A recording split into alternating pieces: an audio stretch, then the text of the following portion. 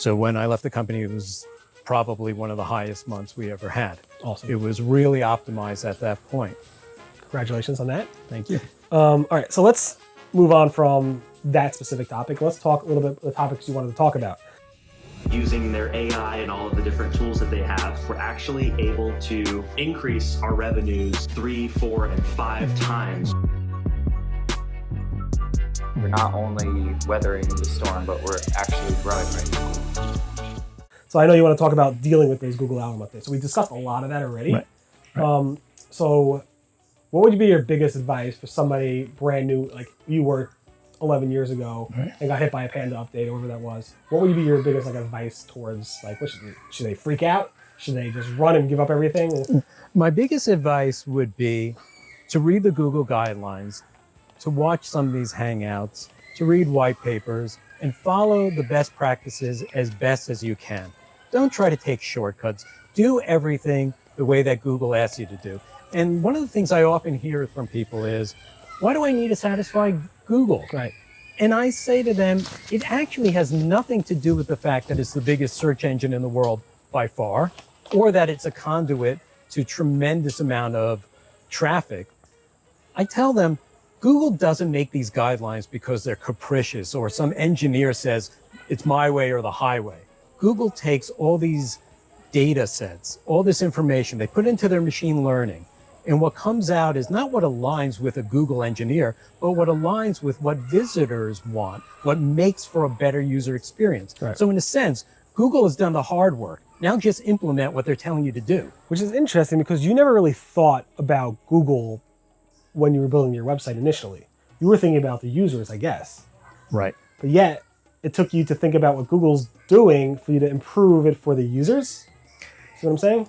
Right. In a sense, I was thinking just about the users. I wasn't thinking about Google. Then I get hit by Google and I got annoyed. I was frustrated. I didn't know what to do. And then the more and more I learned about it, I said, you know what? They've got a point for when they tell you don't have so many ads, or make sure that your content is static when you're scrolling down on your mobile. There are real legitimate reasons for this, right, because it's a better user experience. And the visitor is going to come back. Like, imagine you're a restaurant, right? Mm-hmm. And you go to the restaurant and the food is bad or the service is bad. You're not going to come back. Right. So that's what your site has to be. The user experience, the content has to be good. Otherwise, they're not going to come back. Another thing I found pretty unusual about your take is that a lot of people who own pretty popular websites, the owner themselves, would not get their hands dirty in the SEO. And you are, I guess you were an expert on media and the entertainment industry, but then you had to become an expert on SEO. It Right. seems not only that, it seems like you not only become an expert on SEO, but you become, a huge fanboy of SEO. I'm an advocate of SEO. I believe SEO is everything.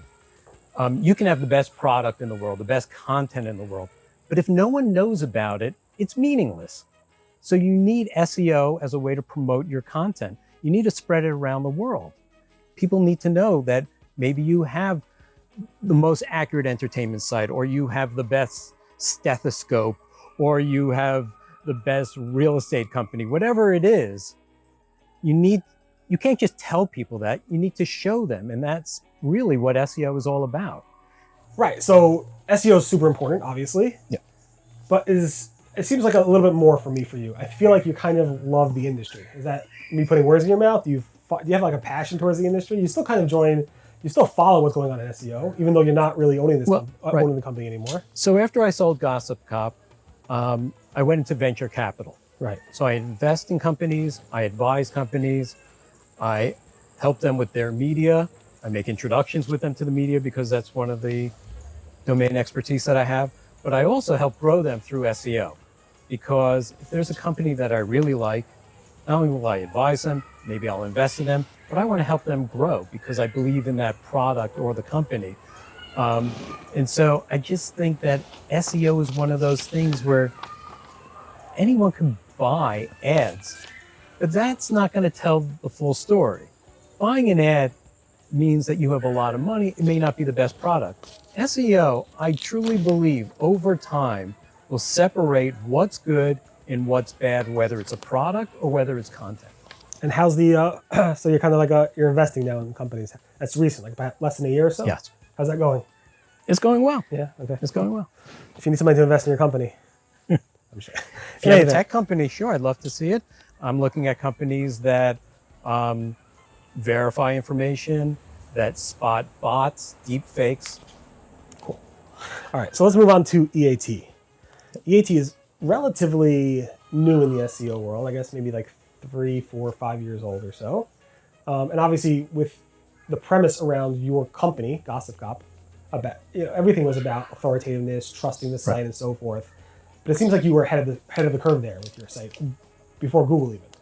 Right. So in that first Google Hangout that I went on, and I said to John Mueller, our information is more accurate, we're better.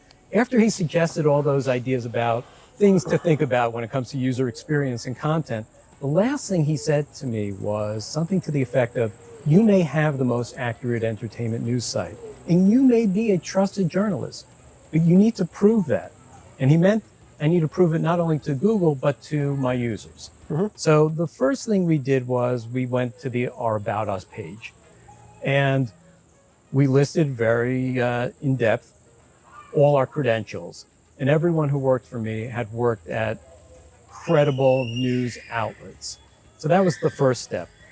The authoritativeness came with the fact that places like the New York Times, the Wall Street Journal were linking to us. They were referring to us in articles as the fact-checking website. Right. Elle Magazine called us the Robert Mueller of investigative journalism.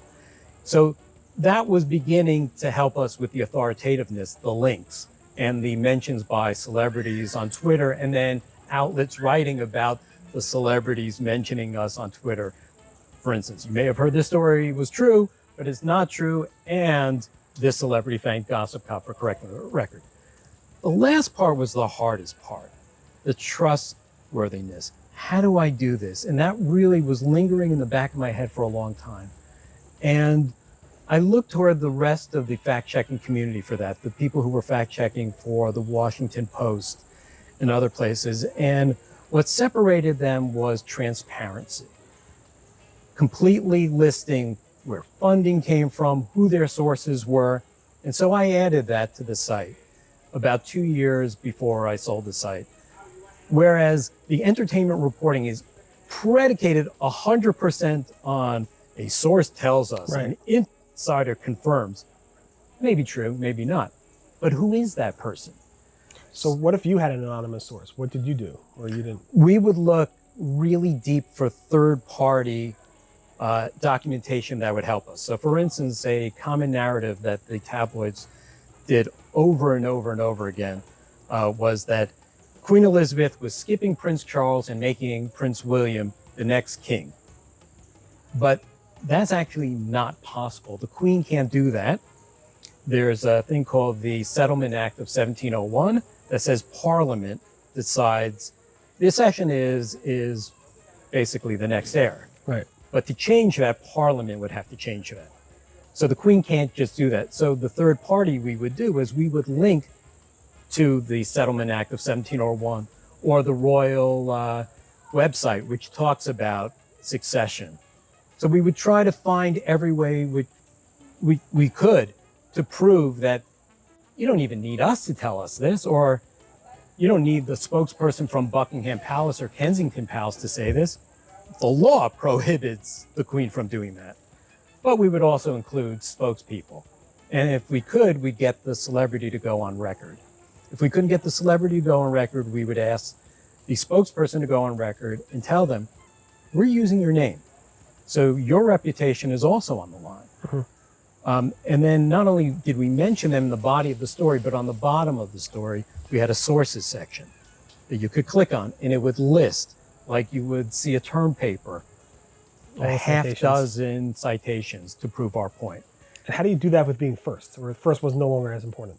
First was no longer important. That's right. When was first no longer important? When I actually decided that we should get out of the business of reporting on celebrity births and deaths, let's stick to our mission. separating fact from fiction. We're not going to diverge from that at all. There'll be no recaps about, reality shows, just that. And in fact, we redirected or removed a lot of old content as a result. Interesting. And focused on that. That's some good advice. So thanks for bringing down the EA2 stuff. My For pleasure. me, it's interesting. So obviously you've read Search Engine Roundtable. That's why you're here, I guess. And I'm not always about being first, but one thing I'm pretty almost first. It's a small industry. I'm not covering like people like, No, but you're the man. Everyone goes to you. But sourcing and linking to the source is always so important to me. I don't know if you noticed that, but I'm always saying, this is the person that I found this from here. And the problem with Google is, especially organic search, is there is no 1701 Act I can link back to. There is no thing that, because Google doesn't disclose anything. Right. And if you ask them something on the record, it's rare that they even give you anything on the record because they're so secretive around organic search. Or it's misinterpreted. Or it's misinterpreted, yeah. I mean, I saw last week people talking about thin content. Yeah. Just this weekend. It's a little vague, right? What people said, oh, well, it's based on word count. Right. But, the joke I always say is it's not based on word count. So there's no reason to be verbose, wordy, garrulous, loquacious. Yeah. It's unnecessary. It's pointless. It's aimless. To be repetitive, to be redundant, to use words over and over in phrases and sentences. Like, I've said nothing, but I've gotten to about 75 words. Right. A lot of keyword stuffing there with saying nothing. Right. I think the problem with that is there is sometimes a correlation with a story that is longer that's going to pop up. And the reason is because the story is more substantive. Right. The person has gone deeper. They've given more examples. They've spoken to more experts. And so by the fact that they've gone that extra layer or two, yeah, it's going to be 200-300 words more than the other story. And that's my struggle. I want to write stuff that's, for me, I don't know, I've probably said this numerous times. I hate when a speaker gets up on stage and says the same point several different ways. You know what I'm saying? Right, Just tell me what the thing is, and I'll learn from it and move on to the next thing. I'd rather hear 5 new things versus one thing 5 different ways. And that's kind of my writing approach, which I think the SEO community appreciates because they know that, they know a little bit more of the history. And if you're an expert on that area, you know it. Yeah. And the challenge for me is, I'm patience. I have zero patience to write every all right, so this is where it came from. This is what we said back then. And I'll link to when we said back then, but I won't write about it in the same article. Right. I'll be like, if you want to learn more about it, here's what I said when it was said in 2011. Here's what was said in 2005. You click to see it, but the substance is not in the article. The other thing is, like this weekend, John Mueller said in a video hangout this Friday that that for core updates, that you don't necessarily have to wait for the next core update to come out of it. And I'm like, wait a second, the Google blog post about core updates specifically says you will not recover from a core update until the next core update comes out. That's what it says in black and white. Right. But you may see other algorithms slowly, help out your site over time. That was the same thing with Panda, Penguin, when it wasn't real time. Right. And then some other site went ahead and published basically saying, yeah, here's what John Mueller said. And I'm like, John, I want to write about this now. I did it on Twitter. I'm like, could you please confirm this is what you said? And he's like, everybody's off. It's Friday. It was a Google holiday. Right. And this Monday is a Labor Day holiday. So he'll hopefully get back to me on Tuesday, which he probably will not. I don't blame him. He's a busy guy and he has to reach out to people. But it's very hard because Googlers are saying one thing. You could quote them as saying it because it's on camera. But yet, is it true what they're saying? Because it might be misinterpreted, like you said. Well, I think the core updates are really sort of the larger scope issues, and that your page, your site level and your page level is like a scale. Right. And the more things that you do that are violative or that are not best practices, you're lowering yourself, and it's still all being crawled. And so you should constantly keep doing best practices, try to get rid of the things that are negative ranking factors.